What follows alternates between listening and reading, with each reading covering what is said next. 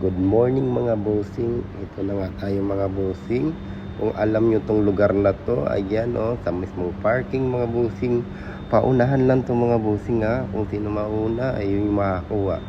Yan, good luck sa inyo mga bossing at magandang umaga sa inyo lahat.